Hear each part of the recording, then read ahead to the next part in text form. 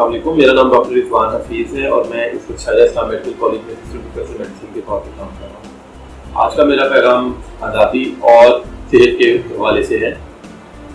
जैसे आप सबको पता है, आज़ादी बहुत बड़ी नेमत है और इसका अंदाज़ा सिर्फ उन्हीं लोगों से ही लगाया जा सकता है जो खुद आज़ादी के लिए जिदोजहद कर रहे हैं और इस नेमत से महरूम हैं। इसी तरह सेहत एक बहुत बड़ी नेमत है जिसका अंदाज़ा सिर्फ उन्हीं लोगों से ही मुझके लगाया जा सकता है जो इस वक्त इस नेमत से महरूम है और किसी न किसी तरीके से बीमार है और हॉस्पिटल में एडमिट है या घरों में किसी किस्म की ट्रीटमेंट ले रहे हैं। तो मेरा ख़ास तौर पे जो आजकल हमारे पाकिस्तान और पूरी दुनिया में सबसे ज़्यादा जो इमर्जिंग डिजीज़ है वो डायबिटीज़ है, जिसको हम दफ्तर में शुगर कहा जाता है। पिछले कुछ अरसे में बहुत ज़्यादा तादाद में इसके मरीज़ देखने में मिले हैं।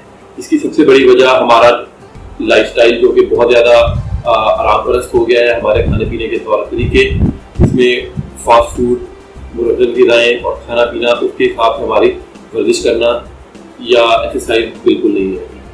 तो इसके लिए सबसे इम्पोर्टेंट चीज़ जो आजकल के हवाले से है कि आप अपने आप को डायबिटीज़ से कैसे बचाएं या जिनको डायबिटीज़ हो चुकी है वो कैसे सेहतमंद ज़िंदगी गुजारें।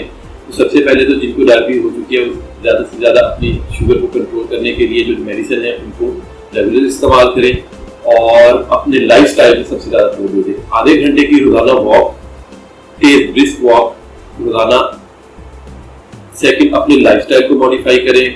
खाना उतना ही खाएं जितना कि आपको इस्लाम में जैसे है कि भूख रख के खाना खाएं।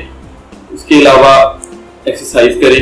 मीठा और चिकनाई, मुरगल ग़िज़ाएँ, फास्ट फूड, कोल्ड ड्रिंक्स, इन चीज़ों से परहेज़ करें तो आप अपनी शुगर को कंट्रोल कर सकते हैं बहुत अच्छे तरीके से और कॉम्प्लिकेशन से बच सकते हैं। और जिनको शुगर नहीं है वो ऑल टुगेदर इस बीमारी से बच सकते हैं। तो आखिर में मेरा यही पैगाम आप सबके लिए है कि सेहत और आज़ादी बहुत बड़ी नेमत है, इसकी कदर करें इससे पहले कि ये आपसे छीन जाए या इसमें कोई मसले आए।